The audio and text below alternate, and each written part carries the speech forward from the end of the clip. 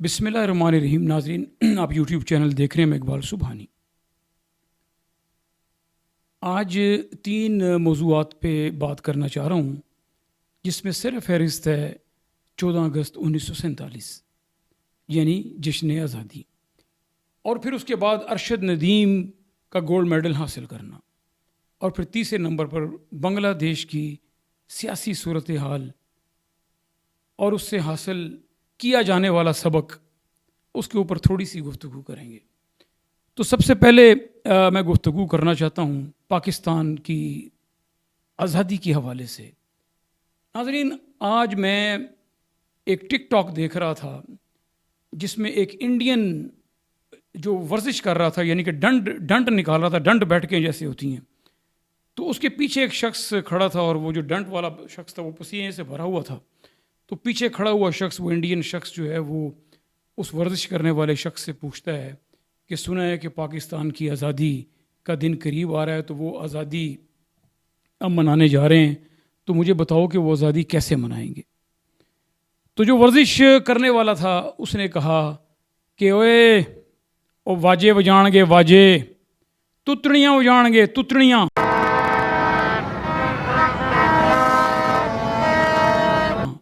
پیپے بجان گے. سچی پوچھیں تو بڑی شرمندگی محسوس ہوئی کہ آج بحیثیت قوم ہم کس جگہ پر آ کر کھڑے ہو گئے کہ آج انڈیا ہمارا مختلف مواقع کے اوپر، اگر آپ کبھی دیکھیں تو مودی نے ایک موقع پر کیا بات کی تھی. اس نے کہا تھا کہ پاکستان کی فکر کرنی چھوڑ دو، پاکستان کے لوگ خود اپنے آپ کو مار مار کے مر جائیں گے، ایک دوسرے کو کھا کھا کے، ایک دوسرے کو مار مار کے مر جائیں گے، لہٰذا ان کی فکر چھوڑو، اپنی فکر کرو، اپنے ملک کی فکر کرو، ان کے بارے میں سوچنا چھوڑ دو. پھر اس نے ایک موقع پر مودی نے یہ بھی کہا کہ کئی سالوں سے پاکستان ہمیں دھمکیاں دیتا تھا اور بم ہاتھ میں لیے پھرتا تھا، اور آج پاکستان کی حالت یہ ہے کہ بھیک کا کٹورا لیے پھرتا ہے. تو آج پاکستان میں جشن آزادی کے حوالے سے پولیس چوکوں پر کھڑی ہو جائے گی اور جگہ جگہ پر ناکے لگ جائیں گے، اور نوجوان جو ون ویلر، جو ایک موٹر سائیکل پر ایک ویل کے اوپر موٹر سائیکل چلاتے ہیں، ریسیں لگاتے ہیں، ان کو پکڑے گی، گرفتار کرے گی، پیسے لے گی، چھوڑ دے گی، کئیوں کو اندر بھی کر دے گی، پرچے بھی ہو جائیں گے، سارا کچھ.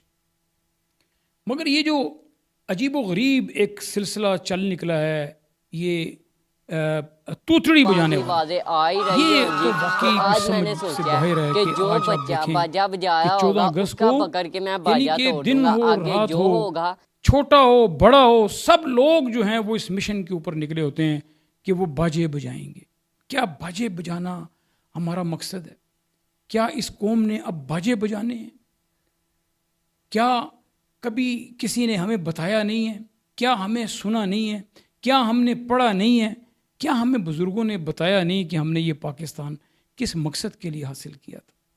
پاکستان جس ہندو سامراج کے ظلم اور جبر کے نتیجے میں جو آزاد مملکت حاصل کی گئی، اس وقت ہندوؤں کے جو ظالمانہ رویے تھے، جہاں پر مذہبی آزادی ناپید تھی، جہاں تعلیم مسلمان کے لیے نہیں تھی، جہاں کاروبار روزگار مسلمان کے لیے نہیں تھا، جہاں پر مسلمان دوسرے کیا تیسرے درجے کے شہری بن چکے تھے، اور پھر آواز لگائی گئی کہ ہم اپنا الگ ملک بنائیں گے، الگ دیس لیں گے، اپنے ملک میں اپنی مذہبی آزادی، تعلیم، روزگار، ملک ترقی کرے گا، اور ہم ایک علیحدہ مملکت بنیں گے کہ جس کا نام پاکستان ہوگا.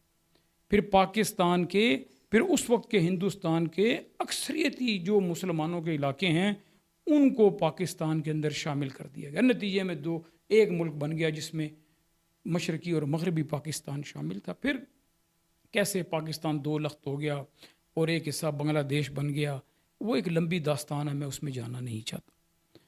مگر میں کہنا یہ چاہتا ہوں کہ کیا ہم نے تاریخ سے کوئی سبق سیکھا؟ اگر ہمارے رہنما، ہمارے لیڈر ہمیں اس راستے پر نہیں لا سکے کہ جس راستے کا جو اعلان یا جو تقریروں میں جو کہا جاتا تھا، جو ان کے اور ہمارے بزرگوں نے اور ان کے بڑوں نے جو کچھ کہا تھا، پھر وہ پاکستان بننے سے پہلے ہی کئی اکثریت جو ہے وہ اس دنیا سے کوچ کر گئی، اور پاکستان بننے کے فوراً بعد ہی جو بقایا تھے وہ بھی کوچ کر گئے. پھر باغ دوڑ آ گئی نئے لوگوں کے ہاتھوں میں، اور نئے لوگوں نے 76 سال میں پاکستان کا جو حال کر دیا وہ آج آپ کے سامنے. آج ہم عجیب و غریب صورتحال کا شکار ہیں. آپ دیکھیں کہ خوشی پاکستان کے اندر اب برائے نام ہی رہ گئی ہے. ایک ارشد ندیم کی خوشی ہمیں ملی تو خوشی تو منانی چاہیے. 40 سال کے بعد پاکستان کو گولڈ میڈل ملا. سب کچھ سیاست کی نظر کر دیا گیا، یہاں تک کہ کھیلوں کے میدان، کھلاڑی کھیلیں، سب سیاست کی نظر ہو گئی. اپنی اپنی مرضی کے کھلاڑی گھسیڑ دیے گئے کھیلوں میں، اپنی اپنی مرضی کے چیئرمین بنا دیے گئے، سلیکٹر بنا دیے گئے اور مینیجر بنا دیے گئے، اور پھر وہ اپنی اپنی مرضی کے کھلاڑیوں کو کھیلوں میں داخل کرتے اور پھر بے تحاشا تنخواہیں، بے تحاشا مراد لے کر بیٹھ گئے. ذمہ داری لینے کے لیے کوئی تیار نہیں. آج جب ارشد ندیم اپنی محنت کے بل بوتے پر اتنا بڑا اعزاز پاکستان کے نام کیا، تو آج میں، آپ، ساری قوم، جہاں جہاں پاکستانی رہتے ہیں، ان کا سر فخر سے بلند ہو گیا. اس لیے بھی کہ اس نے گولڈ میڈل جیتا، اور اس لیے بھی کہ وہ ایک غریب مستری کا بیٹا جس کے پاس جیولن تھرو، یعنی کہ وہ جو جیولن ہوتا ہے، نیزہ ہوتا ہے، وہ خریدنے کے پیسے نہیں تھے. گاؤں کے لوگوں نے چندہ جمع کر کے اس کو کوئی چھوٹے موٹے کوئی نیزے شیزے لے کر دیے جس سے وہ پریکٹس کیا کرتا تھا. گورنمنٹ کی طرف سے اسے کوئی سرپرستی حاصل نہیں تھی، کوئی سہولت موجود نہیں تھی. اور اگر اس کے مقابلے میں آپ دوسرے لوگوں کو دیکھیں کہ جو اس کے مقابلے میں، جیسے چوپڑا انڈین، اور پھر دوسرے ملکوں کے جو لوگ تھے، سوئٹزرلینڈ کے، افریقہ کے اور دوسرے، ان لوگوں کو دیکھیں کہ ان کی خوراک دیکھیں، ان کی ڈائٹ دیکھیں، ان کا رہن سہن دیکھیں، ان کی سہولیات دیکھیں، پھر ان کو کیسے ٹریننگ، کیسے پریکٹس کرائی گئی، نہ صرف ہندوستان یا ان کے ملکوں میں بلکہ ہندوستان سے باہر امریکہ میں، سوئٹزرلینڈ میں، ڈینمارک میں، یورپ میں، انگلینڈ میں، مختلف ملکوں میں جا کے ان کو ٹریننگ دی گئی، پریکٹس کرائی گئی، میچ کھلوائے گئے، اچھی خوراک دی گئی، اچھی مراد دی گئیں، پیسہ دیا گیا، تمام سہولتیں دی گئیں کہ آج تاکہ یہ لوگ جو ہیں اپنے ملک کا نام روشن کریں. مگر قربان جاؤں اس مستری کے بیٹے کے کہ جس نے جو ڈمبل ہوتے ہیں جس سے ورزش کی جاتی ہے وہ بھی اس کے پاس نہیں تھے، تو وہ بھی ڈالڈا کے ٹین کے ڈبوں میں سیمٹ، ریت وغیرہ، مٹی وغیرہ بھر کے اس میں ڈنڈا ڈال کے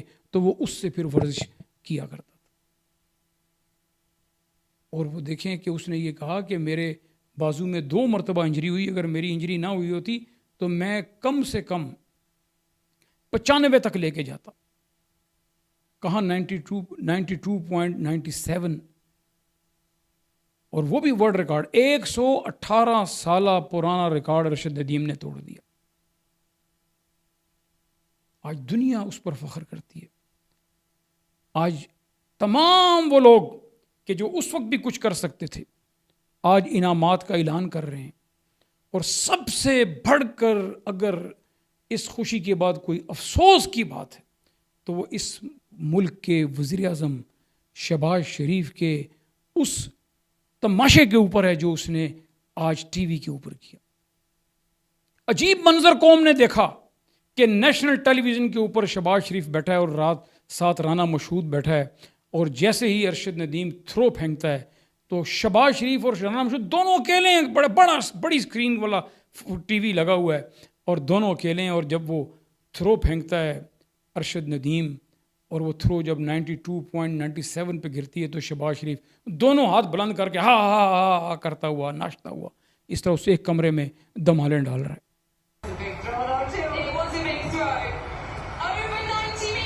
90 سے اوپر سر، بہت مبارک ہو سر. پاکستان زندہ باد سر. آپ کا ویژن ہے، آپ کا ویژن ہے سر، آپ نے موقع دیا. اور پھر اس سے بڑھ کر افسوس اس بات کا کہ اس کے ساتھ کھڑے ہوئے رانا مشہود کہتے ہیں کہ میاں صاحب یہ بھی آپ ہی کی وجہ سے ہوا ہے، یہ آپ ہی کی کوششوں کے بدولت یہ اعزاز، یہ گولڈ میڈل جو ہے یہ پاکستان آیا ہے. دیکھیں، اندازہ لگائیں ذرا کہ اس سے پہلے شاید نہ کبھی وہ ملے ہوں گے، نہ اس کو وہ جانتے ہوں گے، نہ انہیں کوئی خبر ہوگی. مگر جیسی ارشد ندیم نے وہ وہ میڈل جیتا، شہباز شریف نے ایک کمرے میں بیٹھ کر اس کو ریپیٹ کروا کے اس سین کو، اور وہاں دمالے ڈال کے رانا مشہود کو ساتھ بٹھا کے، اور اس سے یہ کہلوایا کہ یہ آپ کی، شہباز میاں صاحب یہ آپ کی وجہ سے ہوا ہے۔ یہ بالکل ایسے ہی ہے کہ جیسے ایٹم بم نواز شریف نے بنایا۔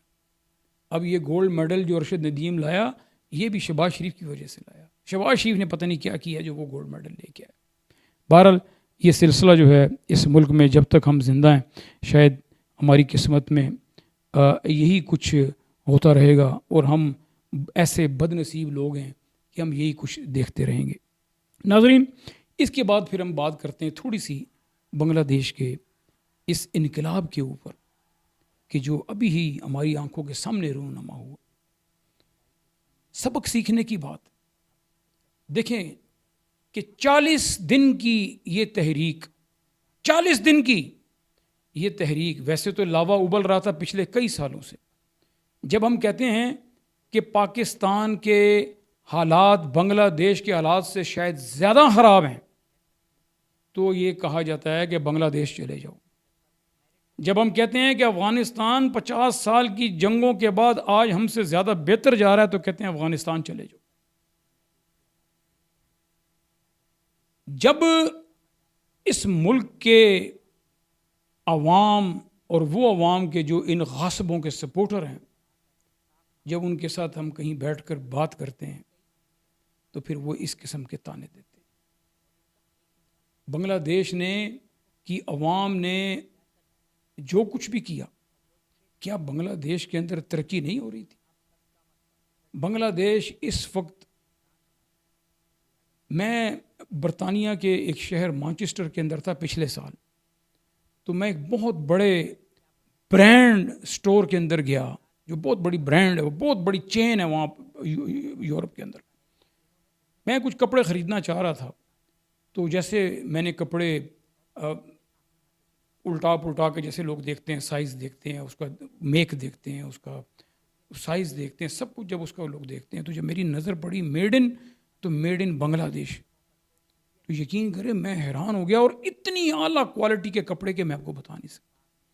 میں نے فوراً وہ دائیں بائیں گھوم پھر کے سارے کپڑے ٹٹولنے شروع کر دیے۔ تو وہاں جو کپڑے پڑے ہوئے تھے ان میں آپ یوں سمجھ لیں کہ 70% اس یعنی کہ جو بلاک کے اندر جہاں میں کھڑا تھا، تقریباً 60 سے 70% جو کپڑے تھے نا، اس میں پینٹیں بھی تھیں، اس میں سویٹر بھی تھے، اس میں کوٹ بھی تھے، اس میں مختلف قسم کی اور بھی جو ہوزری کی چیزیں ہوتی ہیں وہ تھیں، اور میں ان کو ٹٹولتا رہا، دیکھتا رہا، تو اس پر میڈ ان بنگلہ دیش، میڈ ان بنگلہ دیش، میڈ ان بنگلہ دیش۔ سچی بات ہے، خوشی بھی ہوئی، کوئی جیلسی نہیں ہوئی، خوشی بھی ہوئی کہ یار جو بھی ہمارا پڑوسی ملک ہے اور ہمارے ملک کا ہی حصہ ہے، تو آج وہ کہاں سے کہاں چلا گیا۔ تو کہتے ہیں کہ بنگلہ دیش نے انڈیا کو کیا، دنیا کو پیچھے چھوڑ دیا ہے یہ کپڑوں کی مصنوعات کے اندر، ہوزری کے اندر۔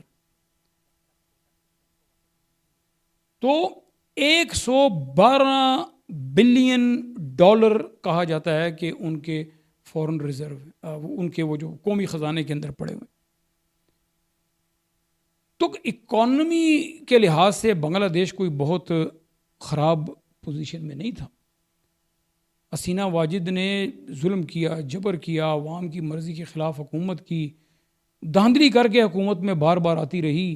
یہ تھی وہ چیز کہ جس نے حسینہ واجد کو عوام سے دور رکھا ہوا تھا، اور کہتے ہیں کہ حسینہ واجد نے تقریباً اپنے سارے ہی رشتہ دار جو ہیں وہ حکومت میں ڈالے ہوئے تھے، اور کوئی بھی ٹیلنٹڈ آدمی جو تھا اس کو اس نے دور رکھا، جیسے وہ یونس ان کے ایک بڑے مشہور، مجھے ان کا پورا نام تو اب یاد نہیں آ رہا، ڈاکٹر یونس، ان کو ڈاکٹر یونس کہتے ہیں، جو بہت بڑے معیشت دان بنے۔ انہوں نے بنگلہ دیش کی کہتے ہیں کہ معیشت بدل کر رکھ دی، 6 مہینے کی سزا دے دی ان کو کہ انہوں نے پارٹی بنائی۔ اور اسی طرح پھر عام لوگوں کو کہ جو حکومت پر تنقید کرتے تھے ان کو سزائیں دیں، ان کو جیلوں میں ڈالا، گرفتاریاں کیں، اور ان کے ساتھ زیادتی کی، ظلم کیا۔ پروٹیسٹ کرنے کی اجازت نہیں تھی، کہیں پر کوئی احتجاج ہوتا تو اس کے اوپر پھر خوب لاٹھی چارج ہوتا، گرفتاریاں ہوتی اور FIRیں کٹتی، جیلوں میں ڈال دیا جاتا۔ سیم جیسے یہاں ہو رہا ہے، بلکہ یہاں تو اس سے بدتر ہو رہا ہے کہ کیسے پرامن احتجاج کرنے والوں کے ساتھ ظلم اور جبر اور زیادتی کی جاتی رہی۔ یہی کام حسینہ واجد نے بنگلہ دیش میں کیا، اور کیسے دیکھیں جماعت اسلامی کے جو بوڑھے 90 سال کے جو بزرگ تھے ان کو پھانسیوں پہ لٹکایا، اور پھر ایک کوٹا سسٹم کے اوپر قوم نکلی کہ بھئی جو 71 کی جنگ میں جنہیں وہ شہید کہتے ہیں کہ وہ جو شہید ہوئے ان کے رشتہ داروں کا کوٹا ہونا چاہیے نوکریوں کے اندر، کیونکہ ان کی بڑی قربانی۔ اور پھر اس کوٹے کی آڑ میں حسینہ واجد نے اپنے من پسند لوگوں کو نوکریاں دلوائیں۔ اس ناانصافی کے اوپر، اس اقربا پروری کے اوپر، اس نیپٹزم کے اوپر عوام احتجاج کرتی رہی، ہلکا ہلکا سلسلہ چلتا رہا، اور پھر ایک وقت آیا کہ جب یہ لاوا جو پک کے پھٹ گیا، پھر وہ کسی کے قابو میں نہیں آیا۔ ایک دو موقع کے اوپر حسینہ واجد کو موقع ملا کہ وہ اس معاملے کو افہام و تفہیم سے حل کر لے، اور ان کو رضاکار کہا جاتا تھا۔ حالت یہ ہو گئی کہ وہ جو ان کے مطابق جو ان کے شہیدوں کی جو اولادیں تھیں، ان کے شہیدوں کے مجسمے بھی توڑ دیے لوگوں نے، یعنی کہ ایسا لاوا پکا، ایسا لاوا ابلا، ایسا لاوا پھٹا کہ جب بنگالی قوم کھڑی ہوئی تو پھر اس نے یہ نہیں دیکھا کہ بنگلہ دیش کا محسن کون تھا، اس نے یہ نہیں دیکھا کہ بنگلہ دیش کو آج اس سٹیج تک، یعنی کہ ترقی کے حوالے سے میں بات کرتا ہوں، معیشت کے حوالے سے میں بات کرتا ہوں، لانے والے کون تھے، اس چیز کو انہوں نے دیکھا۔ اور یوں لگتا تھا کہ جیسے بنگلہ دیش کی عوام اور بنگلہ دیش کی حکومت کا آپس میں کسی قسم کا کوئی ریلیشن نہیں۔ مگر پھر جب اسٹوڈنٹ بھی نکل آئے باہر، تو ان طالب علموں نے، ان اسٹوڈنٹس نے، ان نوجوانوں نے کایا ہی پلٹ کر رکھ دی۔ دیکھتے ہی دیکھتے دنوں کے اندر 40 دن کی اس تحریک نے بنگلہ دیش کی قسمت کا فیصلہ کر دیا، اور بالآخر ایک مضبوط ترین وزیر اعظم جو انڈیا کی پروردہ اور انڈیا مکمل طور پر جس کی بیک کے اوپر کھڑا تھا، ملک سے بھاگنے پر مجبور ہو گئی۔ پہلے وہ ہندوستان چلی گئی، اب اس کے بعد انگلستان یا برطانیہ، یورپ کے کسی ملک میں، نہ جانے، ہمارے علم میں نہیں ہے۔ یہ انجام ہوا۔ اور پھر آپ دیکھیں کہ بنگلہ دیش کا جو آرمی چیف تھا، جسے حسینہ واجد نے نام لگایا، اور جو حسینہ واجد کے بہت قریب تھا، جب فوج نے یہ محسوس کیا کہ عوام موجودہ حکومت کے، حسینہ واجد کی حکومت کے مکمل طور پہ خلاف ہو چکی ہے، تو فوج درمیان میں آ کے کھڑی ہو گئی اور اسے کہا کہ آپ ریزائن کریں، اور اس کو ریزائن کرنا پڑا، اور 3 مہینے کا عبوری سیٹ اپ بنانے کا فوج نے اعلان کر دیا۔ اور ڈاکٹر یونس، جن کو حسینہ واجد نے سزا بھی دے دی تھی، جو ملک سے بھی باہر چلے گئے تھے، ان کو بلا کر اس عبوری سیٹ اپ کا حصہ بنا دیا گیا۔ اور اس میں کمال بات آپ دیکھیں، اس کے اندر کمال بات یہ ہے کہ نوجوانوں کو بھی اس عبوری سیٹ اپ کے اندر شامل کیا گیا، طالب علموں کو، اسٹوڈنٹس کو۔ اور اسٹوڈنٹس کا پہلا مطالبہ کیا تھا؟ آپ حیران ہو جائیں گے سن کے۔ اسٹوڈنٹس کا پہلا مطالبہ یہ تھا کہ ہم پولیس کو دیکھنا نہیں چاہتے، کہیں پر، کسی چوک میں، کسی روڈ پر، کسی بازار میں، کسی چوراہے میں، کسی گلی میں پولیس نظر نہیں آنی چاہیے، ٹریفک پولیس۔ ان کا کہ ہمارے نوجوان، ہمارے اسٹوڈنٹ اس ٹریفک کے نظام کو کنٹرول کریں گے، ہم پولیس کو نہیں دیکھنا چاہتے۔ ان کا یہ مطالبہ مان لیا گیا۔ دوسرا مطالبہ ان کا لا اینڈ آرڈر کے اوپر جو پولیس تعینات تھی، اس کا بھی انہوں نے کہا کہ ہم ان کو بھی نہیں دیکھنا چاہتے۔ لا اینڈ آرڈر جو ہے عارضی طور پر آپ طالب علموں کے حوالے کریں، اسٹوڈنٹس کے حوالے کریں، اسٹوڈنٹس اس کو سنبھالیں گے۔ اور پھر دنیا نے دیکھا، اس کی ویڈیوز چل رہی ہیں، دنیا نے دیکھا کہ کیسے بنگلہ دیشی نوجوانوں نے، اسٹوڈنٹس نے لا اینڈ آرڈر کے مسئلے کو بھی سنبھالنا شروع کر دیا۔ اس قدر شدید نفرت انہوں نے پولیس کا اظہار کیا، انہوں نے کہا کہ اس پولیس نے ہم پر بڑے ظلم کیے، اس پولیس نے بنگالی عوام کے اوپر جھوٹے پرچے کیے، جن کو جیلوں میں ڈالا، ان کے گھروں میں چھاپے مارے اور زیادتیاں کی ان کے ساتھ۔ آج ہم اس پولیس کو دیکھنا نہیں چاہتے۔ تو فی الحال پولیس جو ہے وہ غائب ہے، کہیں پر پولیس نظر نہیں آتی بنگلہ دیش۔ اب ہمارے سامنے یہ 2-3 ملک ہیں جن میں یہ واقعات رونما ہوئے۔ سب سے پہلے اگر میں بات کروں تو میں ایران کی کرتا ہوں، بات لمبی ہو جائے گی، میں تھوڑا سا اس کو مختصر کرنا چاہتا ہوں. سب سے پہلے میں ایران کی بات کرتا ہوں. خواتین و حضرات، آپ دیکھیں کہ کیسے رضا شاہ پہلوی شہنشاہ ایران کے خلاف جب عوام کھڑی ہوئی، جب قوم کھڑی ہوئی، تو اس کو ملک سے بھاگنا پڑا اور اس کو کہیں پر کوئی جائے پناہ نہیں ملتی تھی. اور پھر کہتے ہیں کہ آخری وقت میں تو ان کے دفنانے کا بھی مسئلہ تھا کہ کہاں دفنایا جائے. کتنے ذلیل و رسوا ہو کہ وہ شاہی خاندان جو کئی سو سال سے حکمران تھا. اور پھر اس کے بعد اگر آپ کو یاد ہو، افغانستان کے اندر نجیب اللہ، جب طالبان نے وہاں قبضہ کیا تو عوام نے بلکہ قبضہ کیا، تو نجیب اللہ نے بھاگنے کی کوشش کی تو عوام نے اس کو ایئرپورٹ پر ہی دھر لیا اور پھر اس کو وہیں پر لٹکا دیا. اور پھر موجودہ دور میں کرزئی کیسے غائب ہو گیا، وقت سے پہلے ہی بھاگ گیا. اور پھر اس کے بعد آپ دیکھیں کہ سری لنکا میں کیا ہوا. جب عوام کھڑی ہو گئی تو پھر فوج، ادارے تمام عوام کے ساتھ کھڑے ہو گئے. اور آج بنگلہ دیش آپ کے سامنے. یہ 3-4 ملک، ایران، افغانستان، سری لنکا، بنگلہ دیش، اور یہ سب ہمارے پڑوسی ہیں. اب رہ گیا ہے پاکستان. تو جب یہاں کسی کو یہ کہا جائے کہ سبق سیکھو، آج کی حکومت، میں فارم 47 کہنے والا تھا مگر کہہ دیتا ہوں، آج کی جو فارم 47 کی حکومت ہے، اس کا عوام سے کوئی تعلق ہے؟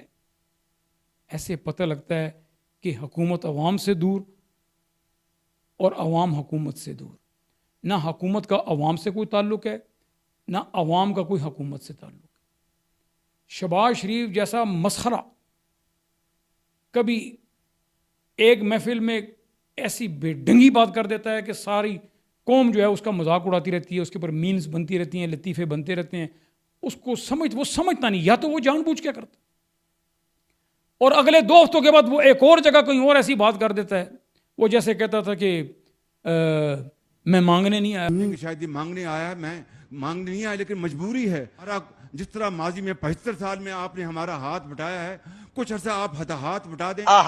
بہت چنگا نام ہے. تو میں نے کہا میں وعدہ کرتا ہوں، میں فقیر نہیں ہوں، میں مانگنے نہیں آیا مگر مجبوری ہے. اور وہ ہندوستان تک لوگوں نے اس کے اوپر میمز بنائی، لطیفے اس کے اوپر بنائے، اور لوگوں نے اس کی وہ بنا کے آگے ٹک ٹاک کے اوپر چلایا، اور پوری دنیا کی ہماری جگ ہنسائی ہوئی.